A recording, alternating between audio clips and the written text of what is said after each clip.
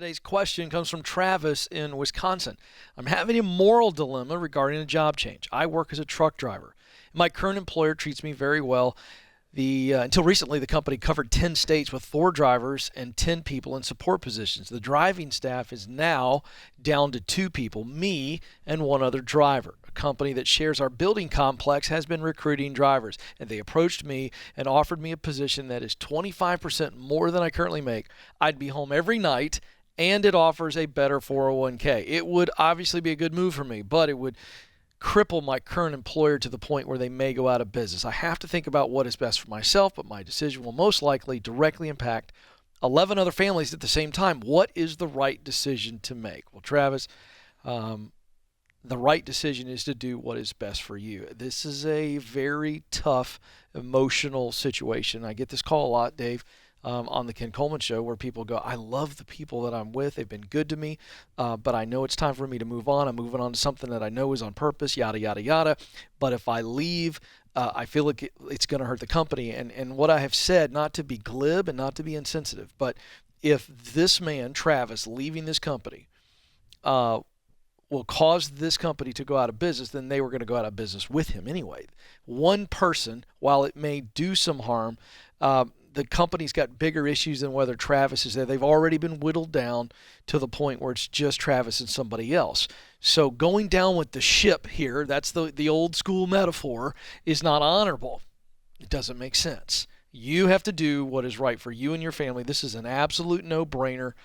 Do your best to transition out the classy way, but yeah, you got to do what's right for you. It's not your problem that the company has been crippled. Yeah.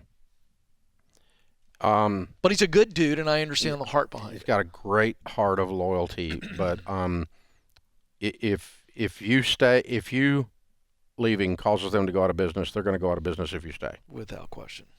They're not going. If they're down to one driver being there or not being there causes them to go out of business, it's too late. It's over. Mm-hmm. So you can't carry that responsibility or that guilt because it's not accurate. Okay, it's does it put them in a hurt, and are you kicking them when they're down? Yeah, a little bit, and I appreciate that bothers you. That means you're a good person. Mm-hmm. So here's what I would do to try to I guess offset that a little bit. I would go to your future employer and say, I'm not going to be able to come for a little while. What's the latest start date you can give me? Because I really don't want to mess these guys over here. I want to try to help them make the transition, and I need to give them a super long notice. Can you wait 1 month for me to come instead of just 2 weeks?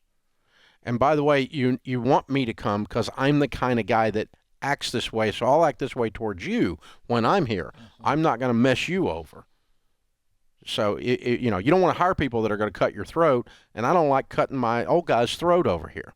I appreciate the offer. What's the latest start date you can give me? And if he gives you 4 weeks out instead of 2 weeks out, then you go back into your current employer and you say, hey, listen, here's what I've negotiated.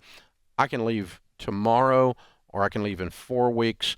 If you'll increase my pay while I'm here, I'll stay 4 weeks so you can get time to get some drivers on. Mm-hmm. And you get in a hardcore recruiting mode and get you some drivers in here, and because I love you guys and I don't want to leave you in a lurch, and so I've negotiated it this way. I am leaving now or 2 weeks or 4 weeks, your choice.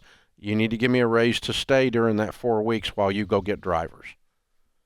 And that's not unfair. That's very reasonable. And, if you did that with me, I'm probably going to go ahead and set you free, even if it hurts. Mm-hmm. Not because I'm mad at you, but just because I've got a saying around Ramsey, have since I started this place, when your spirit leaves, you should take your butt with it. Mm-hmm. And because people sticking around at a place where they no longer care, no longer plugged in, they have their eyes on the future. They've already moved on. It's very difficult to not say negative things. It's very difficult to not roll your eyes. It's very difficult to, bring it. You mail it in instead and all of that. So people working on a 2-week notice around here, we do it a little bit. We'll do 3 days or 4 days to get stuff transitioned. But we accept the 2-week notice, and that's a classy thing to offer it. But seldom do we work them out at Ramsey. We just, when your butt leaves you, I'll take your spirit with it. So, but you go in and talk to those two guys and treat them like men and women and grown-ups, and you be a grown-up, and I think you'll find a way to do this with great honor because you're a man of honor. Yeah.